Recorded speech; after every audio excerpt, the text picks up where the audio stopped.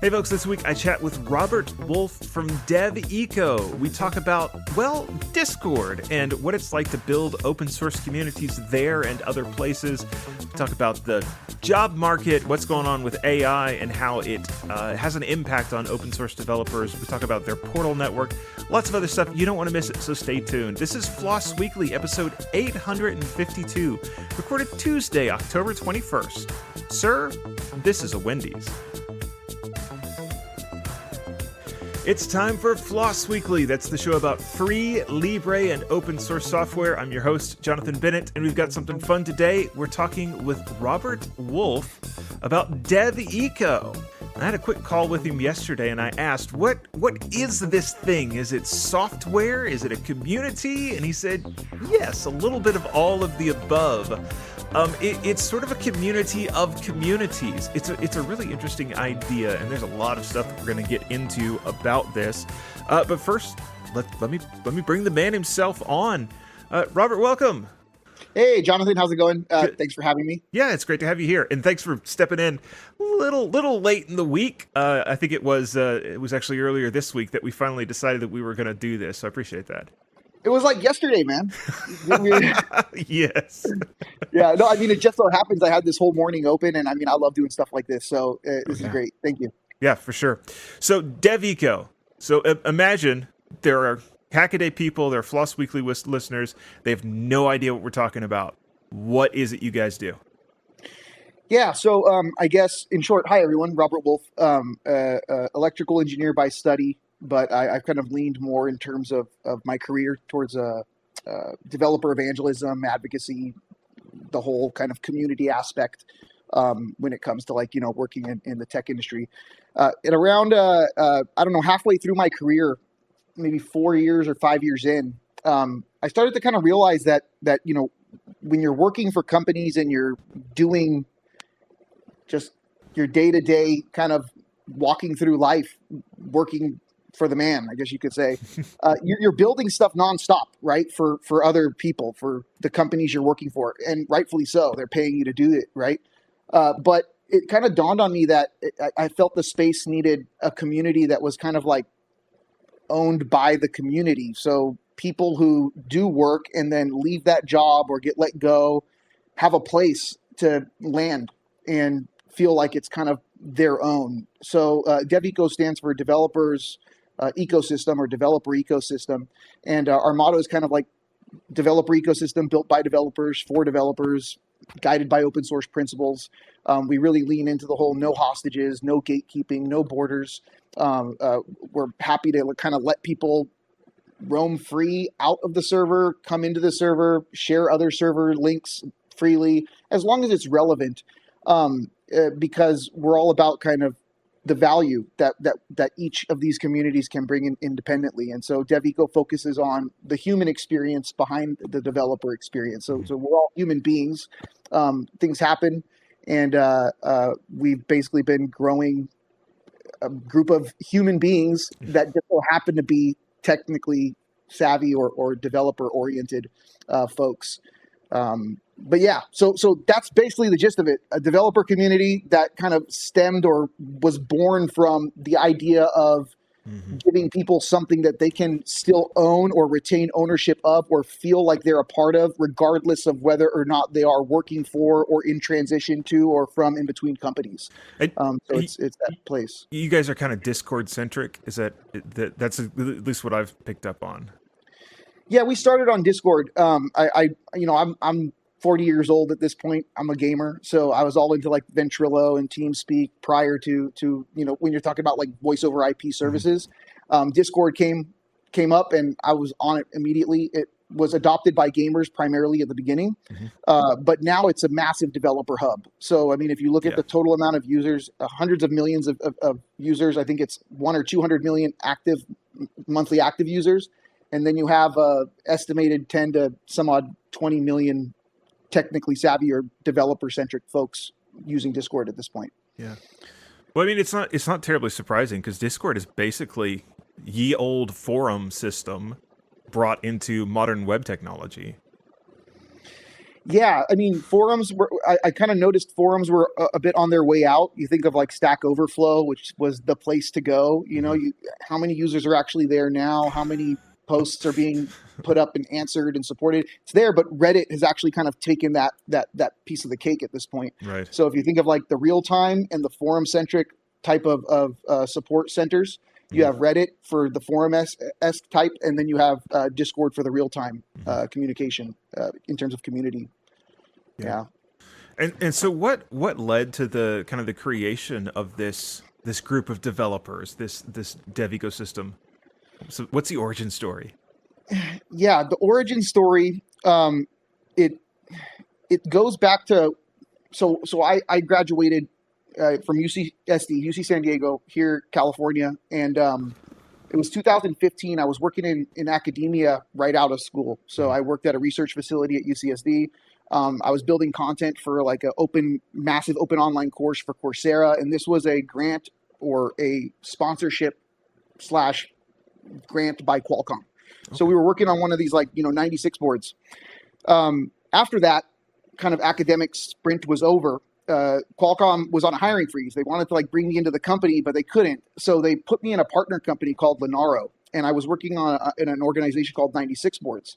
Mhm. And so this is where it kind of all started to kind of come from. The whole open source mentality, Lenaro itself, Linux on ARM, all about reducing the redundancies and fragmentation in the Linux on ARM ecosystem. Mhm. They kind of won, they've achieved this. Lenaro is now searching other methods or services or ways to kind of grow.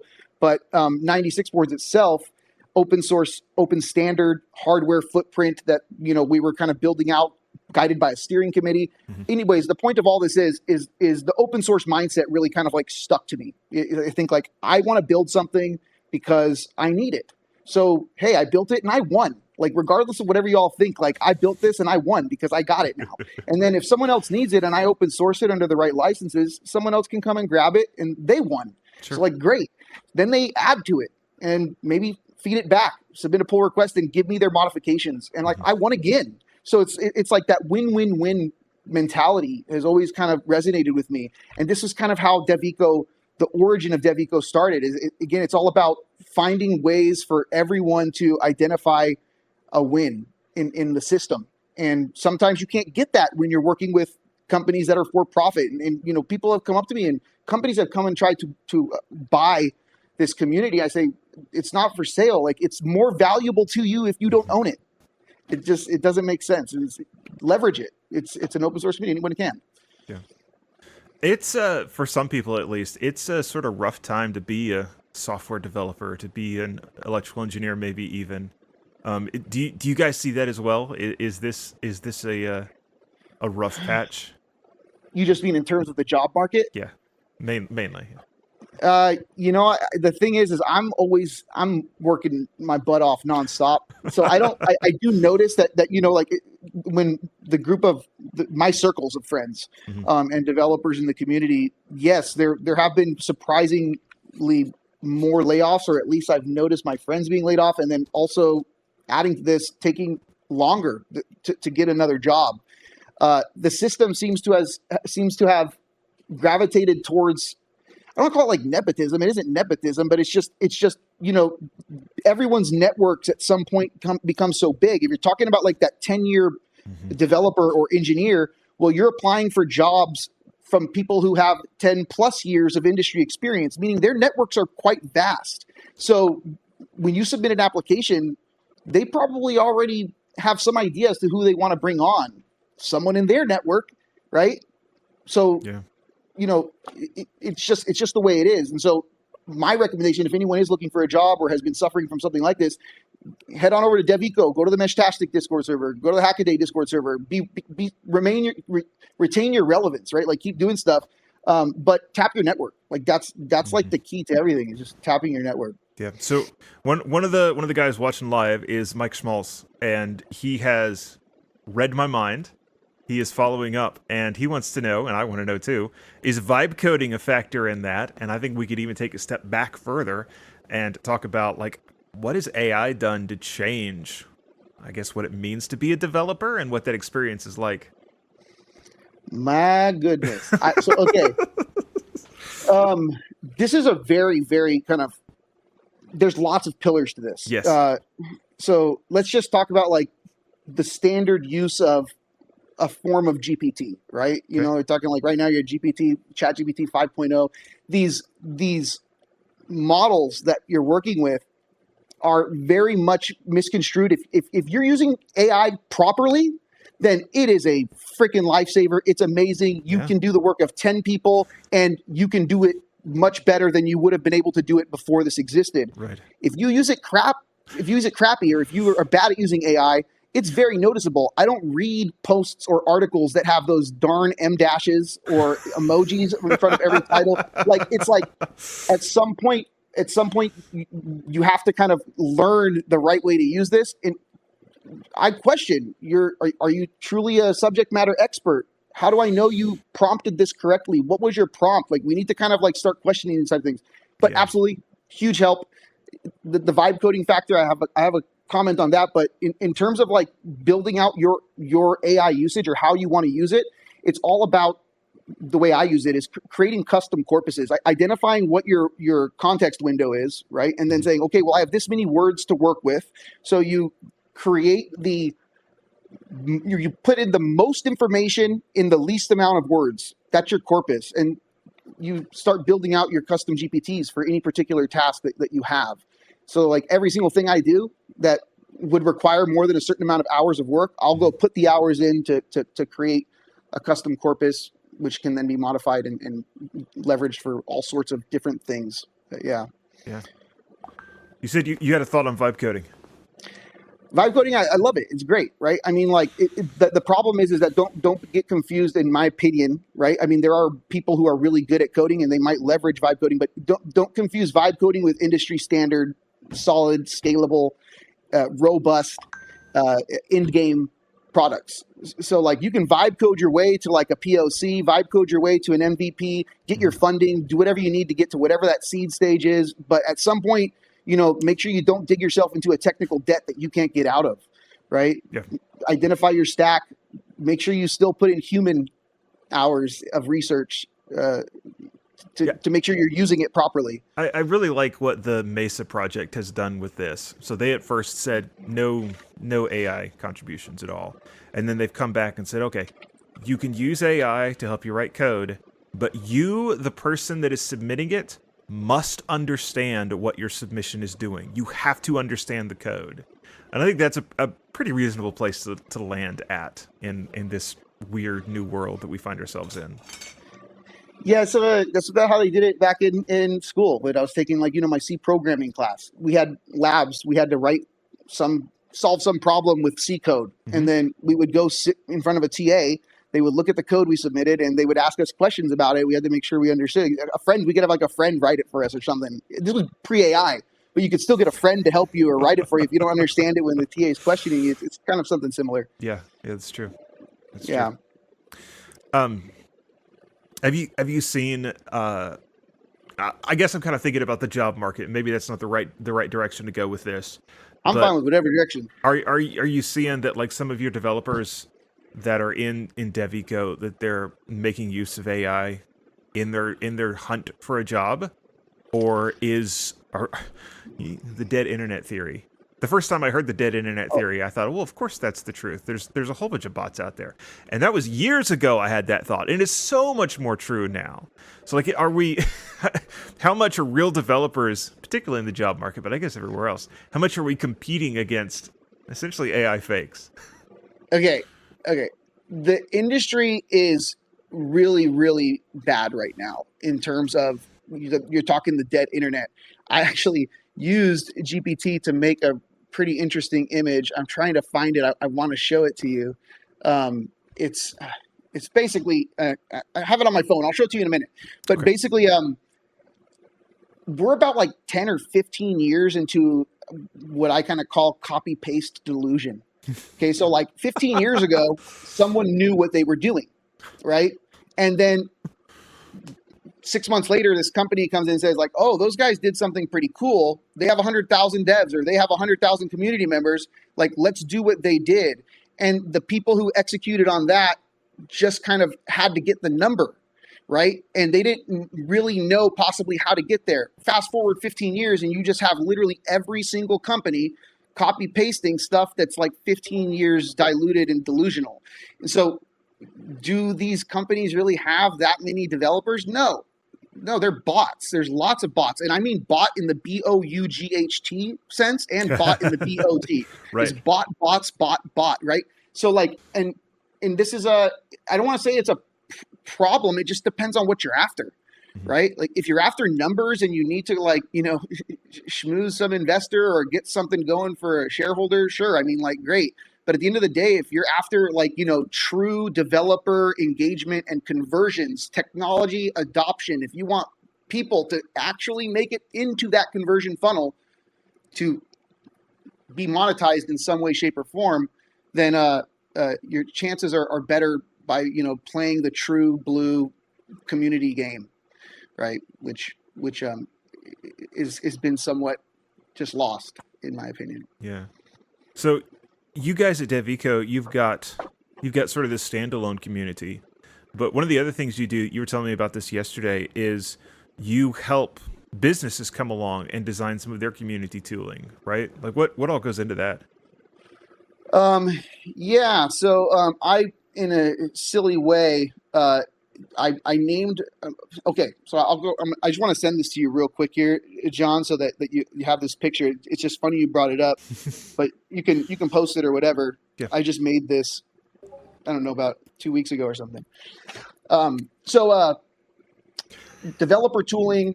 The question one more time, please. You guys, DevEco is its own thing, where you have sort of this independent ecosystem. But like you were telling me yesterday that you have another business essentially that sort of tries to replicate that, but for existing companies. I'm curious about that. Yeah. So when I first kind of started this consultancy, I was let go from my previous job. All right. I don't want to get into specifics, That's fine. but I just sat there with a smile and, transitioned. The first people I called were my mentors. And this is where I kind of have told myself, 10 years in industry, I did not take a single day off between roles or between companies, right? Like I left one company October 14th. I joined the next company October 14th. And I told myself my entire career, I said, you know what? I would do this even if I wasn't getting paid, right? But the truth of the matter is, like, I could never prove that because I've never done it without getting paid. Right. Until the day I was not getting paid, all of a sudden I started gravitating towards the things that I was getting paid for. And it was kind of a beautiful, wonderful experience, right? I was like, okay, well, this is great. Now I call my mentors and, one's like, hey man, what, did you think that's where you're going to end your career at? Like, get back on that horse, you're not over, you're not done. I'll call you tomorrow. Another person was like, build products. Another person was like, hey, don't submit applications to anywhere. Just tap your network. So I got all this advice, right? And I made a new email address. I created a Calendly. And next thing you know, I had like 100 freaking meetings a month. It was the busiest I had been almost in my entire life, was hanging out with friends and networking. I'm going to get to the answer to your question, by the way. So 3 or 4 months of this, I started to kind of like get job offers just naturally from friends or people who needed some help. And I didn't take anything. I just said, hey, you know what? I'll just help you for free. A couple hours here, a couple hours there. I'm not really done with this kind of like, networking section of my life. And if you need more time, we can put a little contract together. You can pay me for additional hours. All of a sudden I had this like stack of fake contracts on my desk, it felt like, right? And I called the mentor. I was like, hey, this is what's happening. He's like, I was also in the process of interviewing for a pretty big job as well with a Fortune 500. My mentor says, you can get a job in Corpo anytime, but you might not be able to kind of like start a company, consultancy, contracting agency with what you kind of have here, not so often. And turns out those people who were kind of putting these fake contracts in front of me, they started calling me, hey, Robert, did you form your LLC yet? We still need your help. I'm like, oh, crap, this is real. And so November, I started an agency called DevEco Consulting, LLC. That's why things get pretty confusing, because we have the DevEco community engine, which came like many, many years prior. And then we created DevEco Consulting, LLC. So this is community. DevEco Consulting, LLC is a for-profit. They're not associated. Us as an agency, we leverage DevEco, the community, just like anyone else could. We host events in there. I pretty much sponsor all the nitro boosts and bots and stuff like that. But other than that, like, the name was kind of an accident, and I guess it is a happy accident because it's DevEco. Yeah. But we do help. We do help build other communities. We have lots of clients. We build Discord communities very regularly. Mhm. I manage or admin for like 20 different communities on Discord. It's pretty awesome. Yeah. What are some of the problems that you're seeing in some of these communities that you guys get to come and help with? Ooh. Like, I mean, the obvious first answer is Discord spam. Like, that is one that everybody has to deal with right now because it's a real problem. We have to deal with it. And then the thing that always gets me with dealing with Discord spam is the way spammers do it now is they hit a spam link, here, check out my profile, you can win Bitcoin, or, whatever dumb thing they're going to tell you. And then the moment somebody says @admin, they delete it. And so you've got to be quick on the draw, but you also have to be very careful because you're not 100% sure that @admin means, go ban the previous person that posted. So you got to read it real quick and try to figure out, is this a spammer I need to ban, or is this something else going on? Like, that is one of the things that I'm seeing that I have to deal with is to jump in and do that. I'm sure you guys are facing it. I'm curious what else is there out there that like businesses and communities need to watch out for. Yeah. So, I mean, in general, like, there are just so many flags to keep. Like, I literally just went to the Meshtastic Discord server. If you go to just your general, I like literally, because I've been doing this for so long, I know, like, I have to like take these flags and add them up, and then you get this 999 out of 1,000 times. I don't need to even put any thought into this. That's a bot. I can ban that person. There's no value in it. Right. I don't need to spend any more time. If they want to get back in, they'll find a way to get back in if they were that 1 out of 1,000. Yeah. If you go to Meshtastic and you type @admin, here's one of the things that you're asking. You're going to see that there's a bot, there's a scammer in your Meshtastic server that should be banned immediately. That's a person who's basically portraying themselves as their nickname as admin. And that's like, they could be DMing people from your member list, right? So that's an example. So always keeping your eyes out for that kind of stuff. You also just want to generally keep your eyes out over Meshtastic server is quite large, but on your onboarding when people join in. So Discord has implemented a new application process, which I have found pretty nifty. So we now at DevEco, the Discord server, you have to just answer like these 4 questions. It's kind of less about putting up a wall or barrier to get in. It's more about the whole don't build your castles in other people's kingdoms, right? And so when someone submits an application, we have them fill out a little Google form where we get their email address. It's completely private. We haven't sent a freaking email in like 7 years. But if Discord goes belly up or they IPO and it sucks or something happens or our server gets banned, like, it's a way for us to at least collect that email address and have that means to migrate. Hey, everyone, we're going to go pick up a brick. We're moving this castle to another kingdom because we don't have a kingdom of our own. So we have to leverage these tools. So that's one thing, is always kind of monitoring your influx, right? And you can kind of really see what it looks like. Okay, this is how it works. They have one master bot or one master account, and then you'll see that this master account is most likely onboarding in several other accounts. You look at when the bot was created or when the account was created and when they joined your server. And if the date is the exact same date, it's most likely that one of the master accounts from a previous day, very within like the week or something, brought that person in.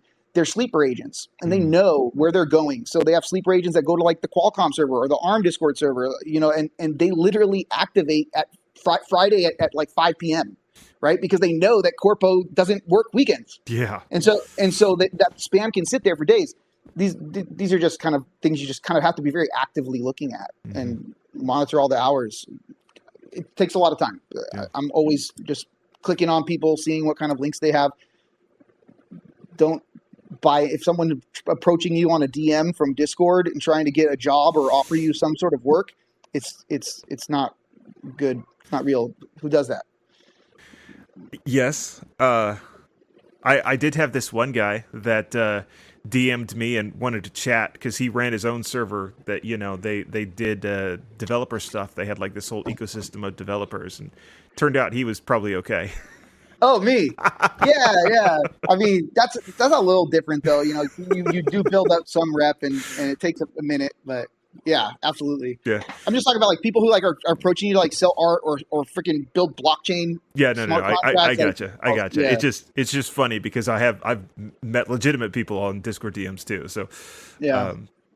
like what other problems though? So that's the whole spam problem. We all know about that. Is there anything else that you got to watch out for? Not just on Discord, but just in this community building. Yeah. Oh, if you're just talking about like full blown community building, I mean, it's all about the onboarding and experience, the onboarding experience, the journey, and the overall experience that you go through. Mm-hmm. You know, like so the moment, right? Like the moment you click that link to join someone's Discord server, it's already kind of the cards have been dealt. So you kind of already know or can create your control operational baselines to figure out the chances of someone making it into the community, and then what are the chances of that person making it into the community and then becoming a communicator, and then that person becoming a communicator and then ultimately, you know, contributing to your benchmarks regularly. So it's all about creating that developer experience or that experience for that community member. However, communities are all different, right? So like, you know, I've worked with so many different communities that you leverage the tools you have, you leverage the bots that are out there. In many cases, you build bots or you work with people who can build bots. But I guess I could tell you a bunch of stuff. It would take a minute, but I could tell you a bunch of stuff that I would recommend for like Meshtastic server. I mean, you guys are already really amazing. So there's not like a lot, but there's these little things that I could probably recommend for Meshtastic or just about every server out there. And it's just about customizing it for the community that you're providing value to. Yeah. More broadly though, so like if we were to set like the idea of just Discord aside, and because there's other places where you can have community, whether it just be email or on GitHub or in person. So like one of the things that I've seen in some various communities is like politics in the community. And so like on Meshtastic, we just kind of have this general opinion that this is a technical project. We really don't want to get into the political fights here, and that's one of the things. But do politics affect technology, the tech sector? Sometimes, yeah. And so there are some things that's legitimate to talk about. But like, so if someone were to come in and all right, so let me go to the two hot button things going on right now. If someone were to come into general or even random and be like, hey, there's a No Kings protest, you should all go to it. Or there's a Turning Point USA thing going on, you should all go to it. Either of those, we're going to step in and be like, dude, the way we put it is, sir, this is a Wendy's. Like the old joke. Like we just have we're not interested in fighting that fight in our community. It's not worth it. Those should be nipped. You're absolutely right. Like if you go too far in any direction, like nip it. It's kind of done, right? But it's the difference of like, you know, when you say a bad word, like you can say a bad word when you stub your toe or hit your head, and you can say a bad word in a derogatory way towards someone, right? Sure. And those are kind of like the way I look at it. And I have to kind of like vet different servers in this sense, right? Because people will say bad words. It's like, hey, you know, what is your protocol on bad words? Because I need to understand how you want your community to feel overall. When it's about politics, like I love talking about politics. I'll Sure. I don't know anything about it. I'm so blinded to it that I just kind of like enjoy hearing it. I just sit here and be like, oh, that's interesting. That's interesting. I don't know if it's true or not, but like I don't have the time to go research it either. So it's just a fun talk. But people get real passionate about it. And when you talk about like these hot button things, religion as well, it's best to kind of stay away from it in general.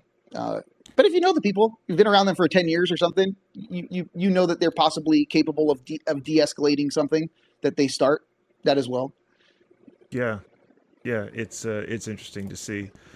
All right, so back to DevEco.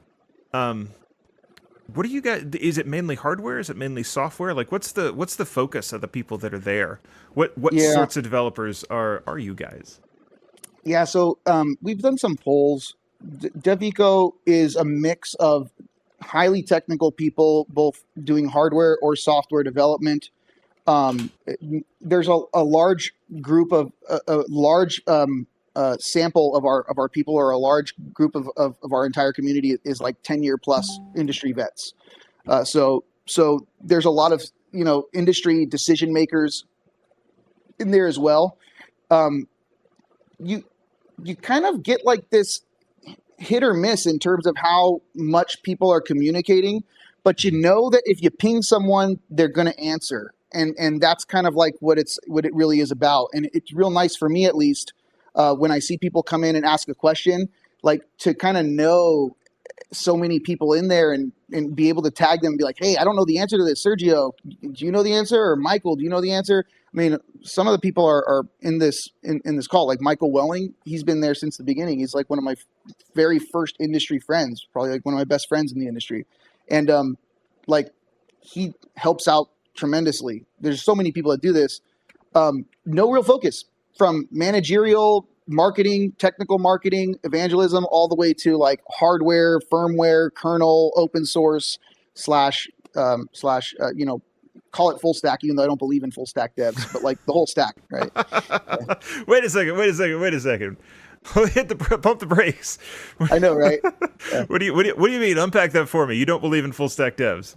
It's a myth. It's a myth. You can't be a full stack dev. Just like technically, you are not physically capable of multitasking.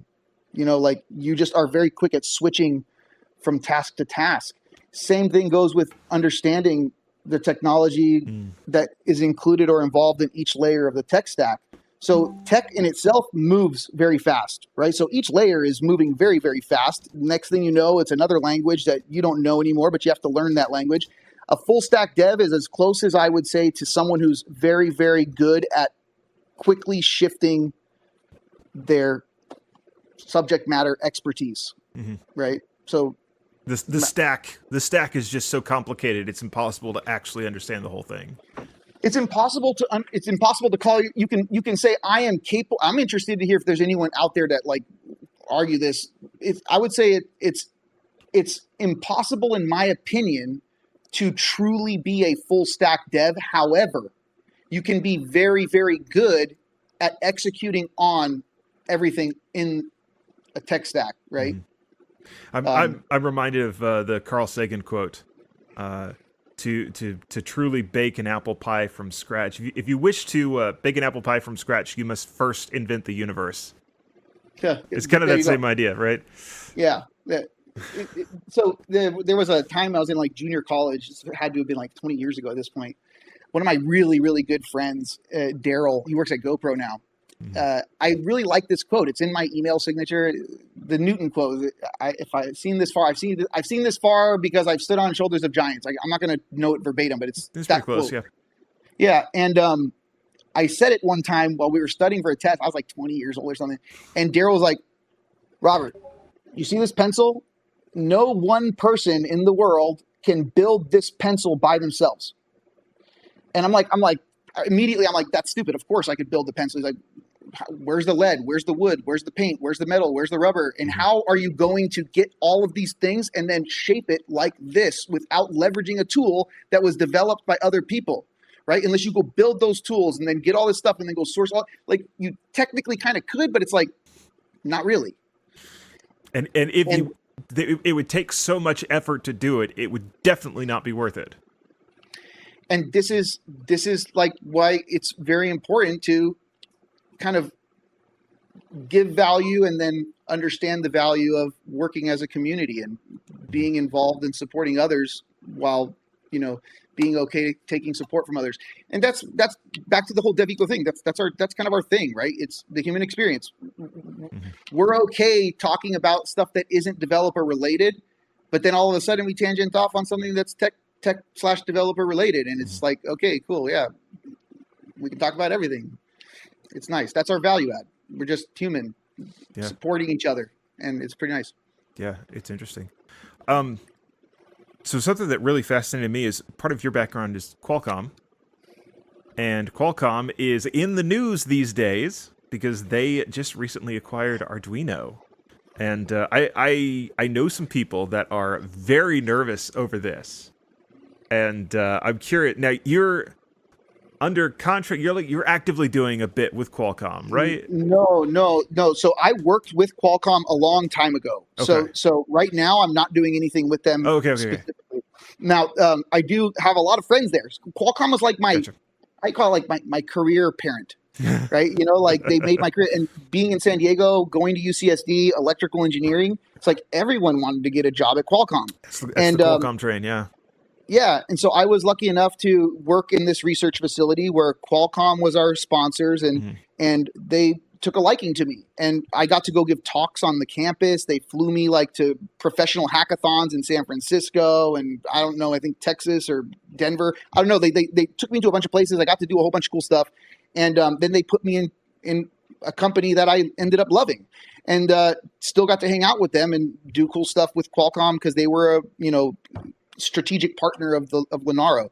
So regarding the Arduino acquisition, I mean, I think it's pretty darn cool, right? They've made some pretty key moves lately. Edge Impulse, Foundries.io, and now Arduino, at least like the three that I would, put my rubber stamp on and say that's pretty cool. I think that I think that they're making I have no idea, right? This is just my speculation. But I think back to when I was working on the Dragon Board 410C.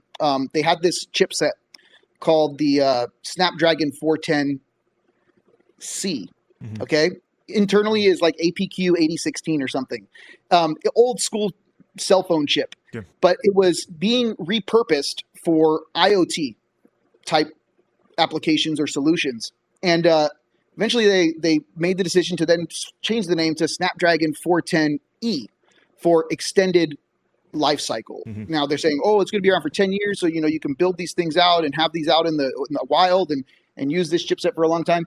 This is, I think, like kind of what I can see a similar play to they were too early back then. They were early to the game, right? They were trying to do something that the world wasn't yet ready for. And it feels somewhat similar. Like they want chips to be everywhere, not just in cell phones. And they want those chips to also have inferencing at the edge. So AI capabilities, all the money and services that are being used in the cloud that just sink companies and screw you over in some way, shape, or form because, I didn't plan ahead or I couldn't get out of that service before it tanked me. I don't know. There's solutions, but the point is the more compute that you do on the edge on your phone, the less you have to, the more you do on your physical device, the less you have to pay for in a cloud, right? And so it feels like this move is going towards like a IoT, let's get Qualcomm chips everywhere thing, right? Except so for some reason, server space. Like I don't, yeah. People are trying to get ARM to work in the server space, and it just hasn't taken off yet. Maybe one of these days. They got Ampere. Ampere has chipsets. AWS has their chipsets. The Gravitons. I mean, they're doing. I use a Ampere chipset for my Google Cloud stuff. Yeah. So, do you think it's fair to say that Qualcomm is trying to compete with maybe some of the juice that the Raspberry Pi has? Oh yeah, I mean, like it could be, right? Raspberry Pi, in my opinion, like while it was so freaking awesome, I was like I was on campus and $25 computer. My buddy, same guy Daryl, was running to me. He's like, "Oh, there's a $25 computer." I was like, "Yeah, right. I don't buy it." It turns out like I got one of those things. It's real. You did buy it after all. Oh yeah, no, I have tons of them now. But they kind of ruined the market. Like we've talked about this in DevEco quite a bit. Is that you have like speed bin sourced Broadcom chips that are subsidized. A bunch of stuff is subsidized. So the price that they're charging made it very difficult for better, more capable hardware to compete. And so, you end up in a situation where like, it's kind of like Raspberry Pi or nothing, right? Because all the other boards don't make it. It's too hard. You just... Yeah. Honestly, I think what Raspberry Pi has done that has really made it work is that their support is really good. Like, you could go download a Raspberry Pi OS. It'll be up to date, and you can be pretty sure that if you install updates, it's not going to brick your system. Whereas with some of these other, particularly the more fly-by-night vendors, I've gotten these ARM based or RISC-V based development boards, and it's like the first time you run apt upgrade, your system doesn't boot anymore because they screwed up the kernel or whatever. Correct. Raspberry Pi, Arduino, hands down, like they are the ecosystem in terms of single board computers and microcontrollers. However, you are starting to see, I mean, I'm pretty sure everyone in this chat, everyone that would listen to this would probably have a favorite. They could probably name, if they're using Raspberry Pi religiously, then they could probably name their favorite board that isn't a Raspberry Pi, right? As in they have some other board, whether it's a Beagle board, whether it's some ST Micro Discovery, I don't know, whatever you're talking about. The point is that we are starting to see more boards come out. Oh, think the Rubik Pi 3. Right? Like this new AI board from Thundercom. Anyways, a Qualcomm subsidiary, right? Like this has 4 tops, I believe, 4 tops. Anyways, the point is that this is like a Raspberry Pi competitor, it feels like. And this is going to have also AI capabilities. And I mean, who knows what I want to get one. That's what I'm talking about. Like, I really want to get one of those because I want to try it out. You can put on Raspberry Pi hats and do all sorts of cool stuff. The price point still isn't there, though. You're still paying over $100 instead of $50, $60. It's there's no subsidies. So right. Mike points out, Mike Schmaltz, he says Rockchip is starting to eat their lunch. I think Raspberry Pi, but still too slow to get mainline kernel support, and that's the thing that really gets me. And Raspberry Pi is not amazing at this. Like they push things upstream, but it takes a while. I think the real difference is that you don't feel terrible running Raspberry Pi OS. Whereas, you run whatever Rockchip OS or, these other companies, like their Linux dev kit, the SDK, it just feels bad. It feels bad, man. Whereas Raspberry Pi OS, you can at least kind of feel decent about yourself running that one. Yeah. No, I mean, that Raspberry Pi just did it right. Again, like they built it for like educational purposes. A kid can basically get up and running. I mean, when they brought out that keyboard, the Raspberry Pi keyboard version,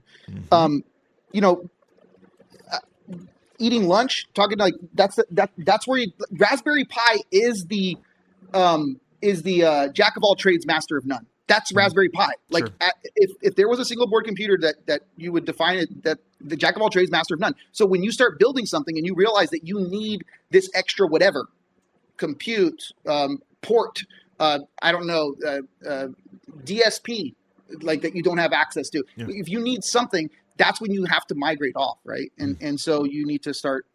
That's the path to product. Talking about path to product, I talked with Michael Welling about path to product quite a bit. Because you're building something in that case, obviously, or hopefully to like be the next Ring Video doorbell or whatever. But if you're not prepared to migrate off, again, you dig yourself into like a technical debt. And so, Raspberry Pi is still considered like a maker kind of board. Yeah. That's what I would look at it as. Yeah, for sure.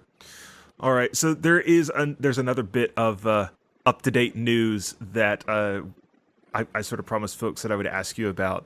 And I know you developer ecosystem, people at Hackaday, my folks, everybody cares a lot about this. And that is Android and the side loading issue, where Android has come out, Google has come out and said that on officially supported Android devices, they're going to require developers to get basically get certified, the certification from Google, prove that you are who you say you are in order to generate APKs that you can sideload. This is something that you're watching too, I assume. So people adopt Android because of its openness. Yep. Right. And that's why people would, in many cases, or not everyone, but like, that's why you don't choose iPhone, because you don't want the restrictions of the App Store, right? Yes. Like every single app that goes on the App Store is vetted and verified and approved. So if Android has to go in that direction to get, apps up on the App Store similar to Apple, well then, I mean, kind of like choose your poison, right? Like, but all in all, I'm not a security guy. I mean, there's lots of security, measures in terms of like, Android open source. You have AOSP, right? Like you have open source Android. Like someone's got to find a way to fix this. I don't know. Otherwise, that's a solution. Is making sure that apps are vetted. There's no bad Yeah, it's interesting too. So, like, on one hand, I get it that there is a problem on Android, that it's way too easy to install some random APK. And so you get things like mobile games will have an ad, and the ad will automatically try to launch an APK, and the next thing you know, you've got a prompt in the middle of your ad, or in the middle of playing a game, you've got a prompt that says, "Would you like to install this APK?" People sometimes do the wrong thing and install it on their phone, and then the next thing you know, you've got who knows what running on the phone. So, like, on the one hand, I get it that Google wants to get rid of that. It's not a good thing for the Android experience. But I even think about, we talked briefly about how we don't want to get political, but you look at things happening in the U.S. with antitrust, and Google, it seems, has sidestepped that for the moment. But in Europe and other places, that is a really big deal right now, is going after mobile companies like iOS, like Apple, like Google, for sort of this antitrust, anti-competitive stuff. I'm not sure what the executives at Google are thinking. Like, they picked the worst possible time to make this move when they're in the middle of being looked at for antitrust and anti-competitive stuff. It's weird. I'm a cynic. Okay. So like at the end of the day, we're going to be living like that, like how they live in Ready Player One, right? Like, we're on our way to a massive disparity in wealth. It doesn't matter what we fight for in terms of data. Like, at the end of the day, my dead ghost hologram is going to be trying to sell Dove soap to my great grandkid, and I never used Dove soap. Like it's just that's what like, it's almost inevitable. And I mean, like, okay, this is what I'm hoping for. Mm-hmm. It's called Agent 4. His name is Ray Kurzweil. Yeah, I know Kurzweil. Okay. Yeah, so he made a lot of predictions, like technology predictions, and I believe it was because he traced the human evolution chart, and he traced the technology evolution chart, and he found like a convergence point that he called the singularity. Basically, humans won't be able to control the technology that they created without integrating technology into themselves. Mm-hmm. And this happens in 2029, 2030. Okay. And a lot of his predictions all have come true in terms of like his how reputable his prediction might be. Well, singularity, or at least the way I interpret it, is kind of like human immortality, right? Like, we've cracked a way for us to literally, and I'm not saying like I'm going to live forever. I'm saying like when you move a file onto a flash drive, you're not like moving it, you're just copying it, and then I still died, but like, my person wakes up and thinks I didn't die, right? My clone. But the point of all this is that there's this article, man, the guy who gave this to me said, don't get dug into this because it will drive you crazy. I'm gonna share it with you in Discord. You can decide to share it if you like. But the point is, it's called AI-2027. And these guys from OpenAI, a bunch of like smart people, they basically predicted what is going to happen from now, 2025, mid 2025, until 2027.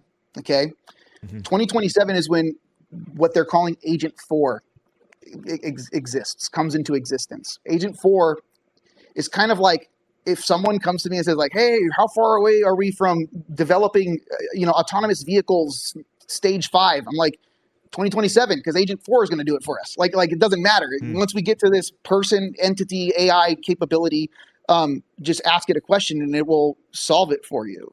And that's where I start to take in Ray Kurzweil's singularity date. And I say, well, if Agent 4 comes into existence in 2027, then it takes him 3 years to give us immortality. Yeah, I guess it's the question of on this AI arms race, are we on the exponential curve, or are we about to hit a plateau for a long time? That's kind of the two main mindsets, right? Kurzweil it basically takes the opinion that we're on the exponential curve, where at some point AI is going to get smart enough that it can improve itself, and then you can just turn it loose and no more humans required. And on that point, you're just on a rocket ship up. I don't know. I'm more on the we're about to hit a plateau, but I don't know that for sure. Yeah, I don't think any of us really know what's going to happen. I mean, I kind of like, if I adopted Kurzweil's predictions and then this article kind of like feeds right into the timeline, I'm kind of like, well, I'm probably leaning into Agent 4 and the singularity. So I Hmm. would say that maybe we plateau for a couple of years, but that still doesn't mean that, like, it only takes a spark. That's it. Because that's how fast it is. Like, AI can literally do things that took us millennia in like a day. Humans had to evolve and learn for 1,000 years to do something that AI a level of AI that we maybe not have achieved yet, but a level of AI can do in a day. And we're just like, holy crap! Like, that's how quickly we could end up evolving as a species, Hmm. with something like Agent 4. But Yeah, it's also scary, right? Like, sure. you know, Yeah, I mean that's kind of Kurzweil's big thing. You know, it goes out to almost absurd lengths. You know, where you talk about things like putting AI clusters on the moon and slowly converting the Earth to just be compute. Like some of his really long term predictions get into crazy stuff like that. But yeah, it's super interesting to talk about and think about. I think you're right that like the next couple of years are going to be instrumental. They're going to be very um, informative to determine which of those paths we're on. it, I think a large portion of it is also going to lean on how we uh, how we iterate on our energy storage Mm. systems or methods. Like, I mean, freaking AA batteries, man. They've been around. The AA batteries, they're the exact same batteries that I've had since I was a kid, Yep. right? Maybe they are a little bit more powerful, but like, when are we going to get the freaking arc from Tony Stark and Iron Man? Like that, like that's what's limiting us, is that we can't store large amounts of energy in a small, lightweight space. Yep. Um, when's that going to happen? That's what Nuclear I'm excited about. nuclear fusion, man. It's only 10 years away, just like it's always been. I saw some company was building like a portable nuclear fusion kits for your house or something. That'd be interesting. Yeah, that'll be the day. So, Jonathan, tell me, Meshtastic, Hackaday, what do you got going on? I mean, you've been in DevEco for a while, right? So I seen you in there for a while. I We never lurk. really chatted. I'm a Yeah. lurker. I've been lurking there for a long time. I think it was Sick Codes, the hacker.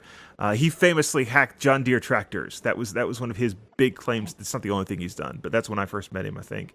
And I want to say that he's the one that hooked me in and said, "Man, you need to join this Discord." Sick Um, codes. yeah, yeah, yeah. It's not obviously it's not his given name. It's what he goes by.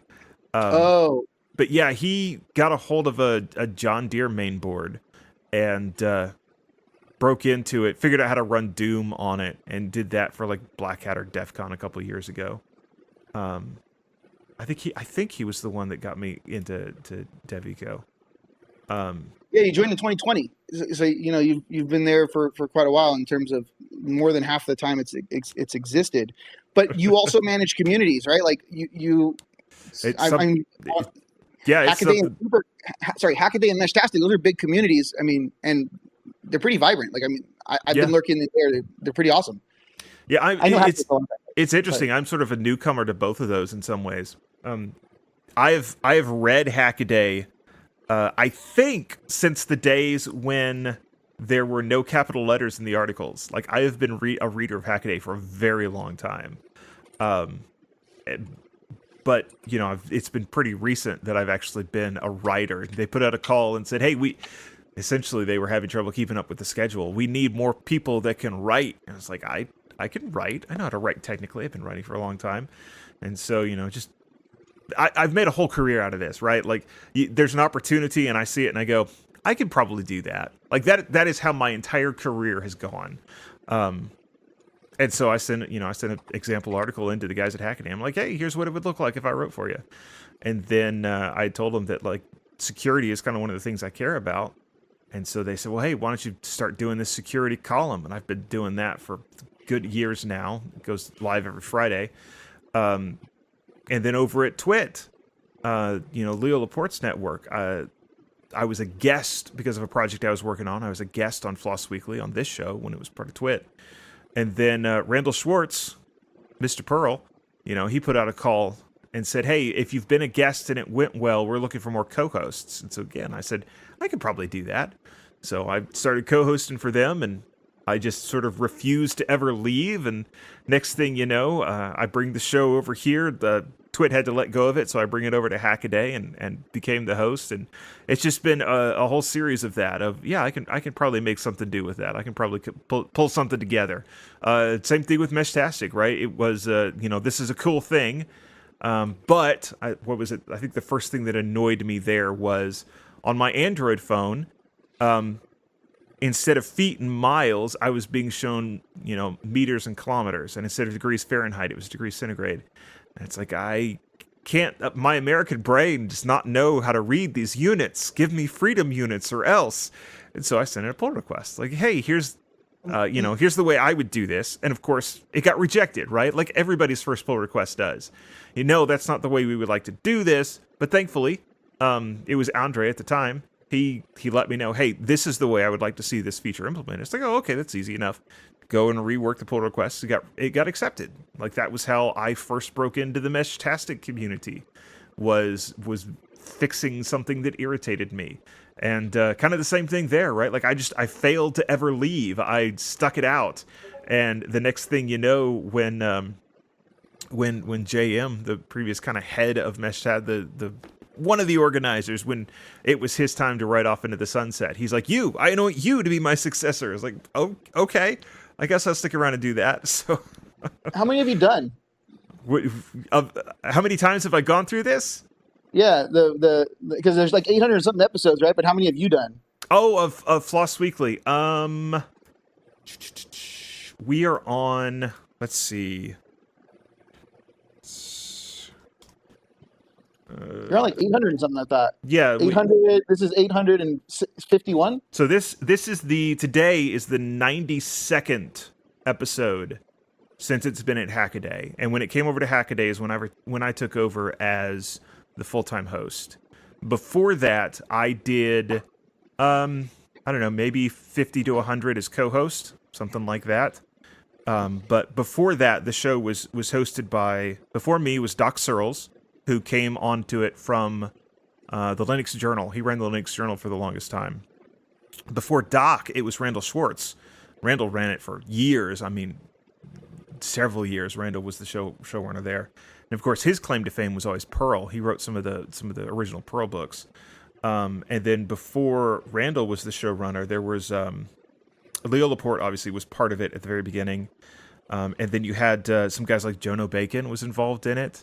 Oh, I know Jono, yeah. Yeah, some fun, like those early Floss episodes they're just nuts, because it was like who's who at the time. And some of the Floss Weekly covered some of the big things before they were big.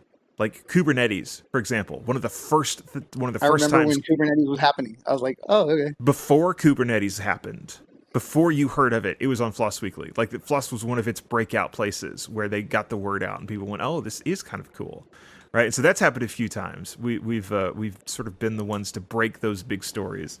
I just enjoy being able to be a part of it. I think it's really fun. You'd do it even if you weren't getting paid. Exactly. Yeah. I did it without getting paid for quite a while, actually.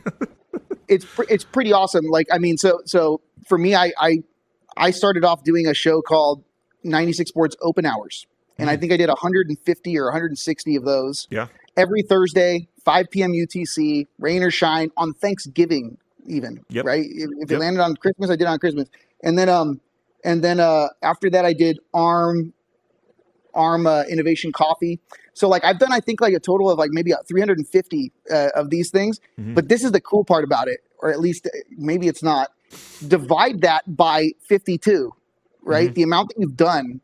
And that's how many, if you did them consecutively. I mean, I took some time off, like between, different shows and stuff, but I've done like 6+ years of nonstop weekly live streams. It's pretty insane. It's pretty cool to look at it in that form. It's quite a run. It's quite a run of it, right? You get to the point where you get real comfortable sitting in front of the microphone. Well, so this is how. So when I launched my agency back in November, I was like idle hands, you know, I was making templates. I was looking for clients. I was still networking with people. Right. And I'm like, you know, screw it. Like, why am I not doing a live stream? Like, it's like part of my blood. I need to do a live stream. So I schedule a live stream on the DevEco YouTube. And I get a message from one of my really good friends at Hackster, Ginger. And she's like, Robert, hey, you're doing live streams again? Can I sponsor it? And I'm like, what the heck? Like, I was just gonna do it for free. Like, you know, like that's how, like, again, like it was just such a cool moment because I would have just done it. And then sure enough, here we go with the fun little twist here, right? Like I'm gonna go negotiate a live stream, and that was a fun little kick. But yeah, so fun times. Yeah. Real quick, we're almost out of time. Real quick though, tell me about the Portal Network. I know that's something that you guys care a lot about. Okay. If we look at like DevEco as, let's call it a network of high integrity technical communities, right? I mean, like there's people in there representing their communities, and it's open for people to go and come. When I got let go from ARM, there was a few things that happened that made me start to question my own beliefs, the things that I was taught, the things that I had been leveraging or learned from others in terms of building communities and developer evangelism and just overall lead generation and all this stuff. I started to question things. I was like, this is why I came to this conclusion that there's so many delusional aspects in the industry right now. But this main one was that I built the ARM Discord server, right? And I was not aware of certain things that were happening in that server while I was absolutely kind of protecting my integrity and defending it to the death, that those things weren't happening. And so at some point, the whole integrity word comes into play. I say, well, you know, what's the one thing you can take with you after a job, after a friendship to death is your integrity. And that's one thing that I will always stand by is my integrity. And so I say, well, what does it mean to be a high integrity community? And this is one pillar. The next pillar, I say, well, okay, I'm looking at ARM and I gotta let go. I go back to DevEco and I'm doing my thing.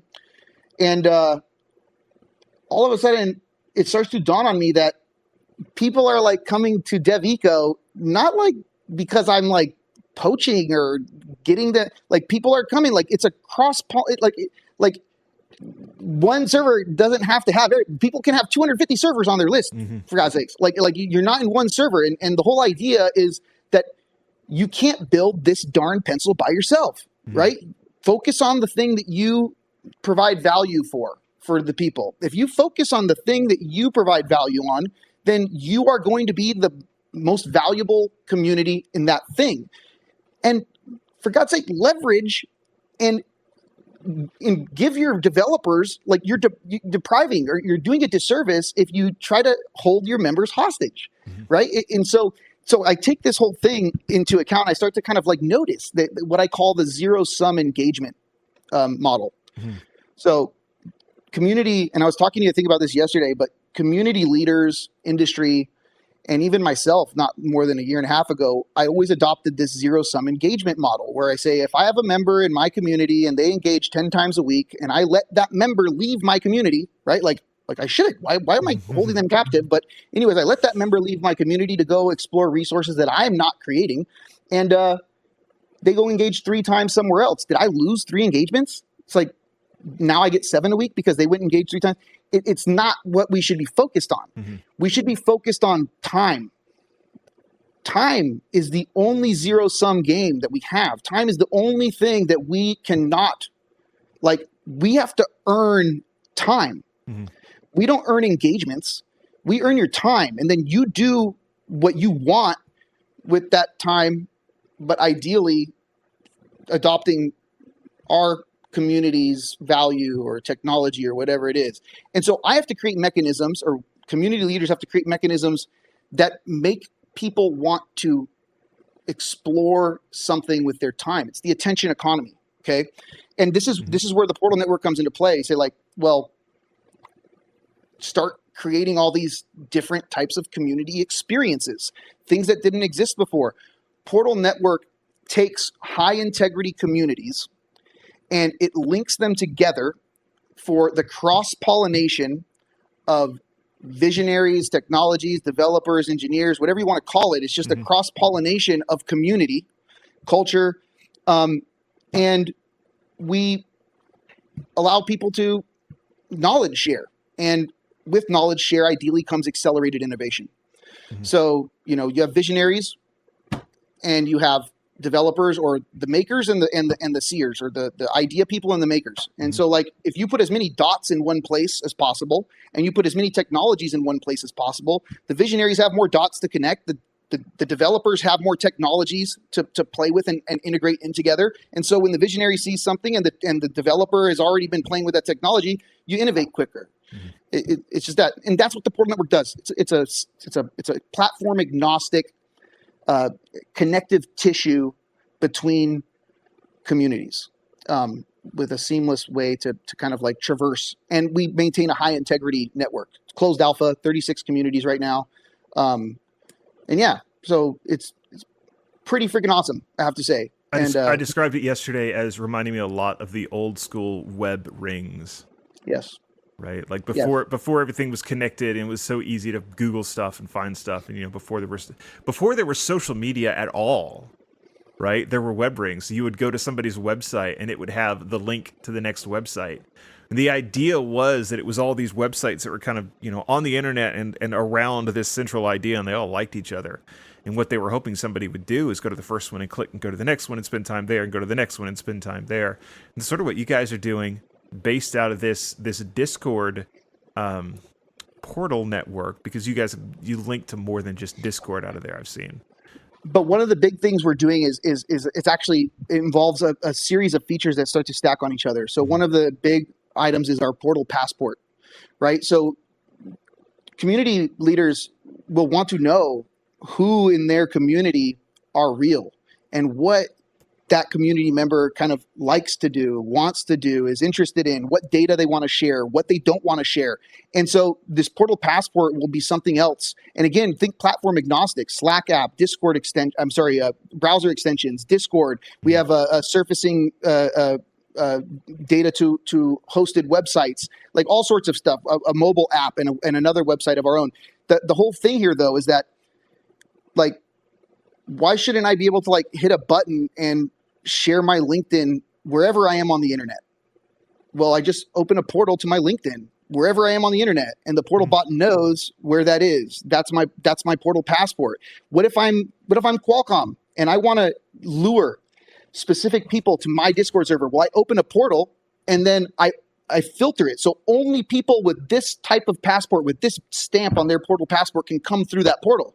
Maybe I incentivize them with something, right? So it's also a tribe. What if you're I'm just going to throw this out there, Black, Christian, Republican, American, and you declare your tribe?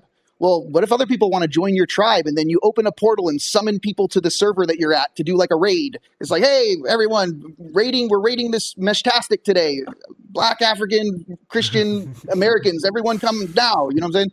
So like, it's kind of about also providing fun experiences that leverage the portals. Yeah, trying to do raids in a positive way. Yeah, we've done them. They're really cool. yeah, raids in a positive way. We're not pillaging and yeah. and Sometimes plundering. server raids are not always a good thing. yeah. No, in the high integrity network, we do the white glove part. So the portal network, one of the services is this white glove. I do it just because like I enjoy doing these raids. It's an experience and it's fun, right? So Yeah. it's not all about charging, but if a big company wanted to do a raid across a certain community, there would be incentives like, giveaways and fun stuff that you can do for the developers / possibly compensating me or one of the other portal raid leaders Yep. for doing the white glove. It's interesting. Yeah, very cool. All right, so I've got to ask you a couple of final questions. One of our questions used to be, what do you think about blockchain? And it has now been replaced by, we have to talk about AI somewhere in the show. We got that one covered. But I do have to ask, what is your favorite scripting language and text editor? Oh Gosh, I mean, right now, I guess I'm just using mostly VS Code Mm-hmm. for any sort of text editing. If I'm in the terminal already, I'll just use Vim. Okay. I just naturally I just hit Vim. And then scripting language. I mean, like what? Like I'm not really doing too much technical things. But if I was gonna, I would just be in Bash. I would just be, like running whatever the command line, commands are for me to get something scripted. So I'm not really doing that much. I vibe code websites or do something like that. I don't know the last thing I've actually built other than I build like these Hackpack, Crunch Labs Hackpack things, which are pretty fun. Yeah. Yeah. Yep. Got a rocket up here. I got like a sand garden over here. I have Nice. a balancing bot up there, a domino robot. I do live streams in the Crunch Labs Hackpack server every Saturday. Cool. Starting them back up again. They're fun. All right. If somebody wants to join DevEco and get in on the fun, what's a good place to go to get started? Should I post it in the YouTube chat or should I give it to you? Here, I'll give it to you. Yeah, if you send it to me, I can make sure that it winds up in the show notes. Is it basically you just want people to hit the Discord invite? Is that the easiest place to get started? Yeah, they can just join the Discord. There's an application there. Again, this isn't to take your data and do anything with it. It's just to make sure that you are in fact a human that puts in some effort to existing with us. And then I send you a little link to a form. It's not automated. It's me literally chatting with you. I do an interview. I open up the application, do an interview with you. I give you a little form, and it's pretty basic information. Again, I'm the only one with access to it, and it's like hidden in a encrypted vault. And we've never sent an email out, but if we need to, it's there. And that's the process. We'll get you in there. Yeah. It's fun. Does that work pretty well to keep spammers out? Oh yeah. I mean, like I still have some sleeper agents in there that spark up, but like, no, unless someone gets hacked, there's no more bots in our server. No more. And our prune rate has reduced substantially. So like we're down like almost close to 40% prune rate, which is really nice.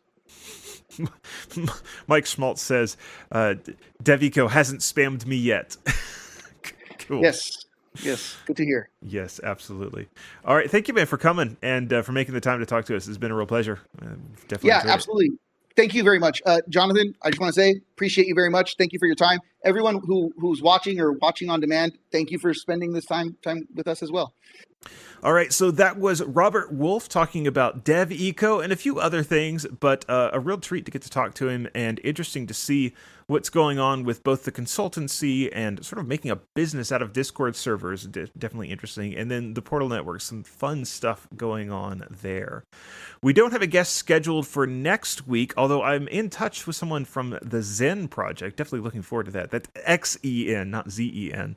And hopefully we'll get that one scheduled in the next few weeks. If you run a project or know of one that we ought to talk to, let us know about it. You can email us at floss@hackaday.com, and that'll come to me, and we can get folks scheduled. If you want more of me, then, of course, Hackaday, the security column, goes live on Friday mornings. And then there's also the Untitled Linux Show. That's still over at twit.tv/ULS, and we have a whole lot of fun there as well. We appreciate everybody that watches and that listens, that gets us live and on the download. And we'll be back next week for another Floss Weekly. See you then.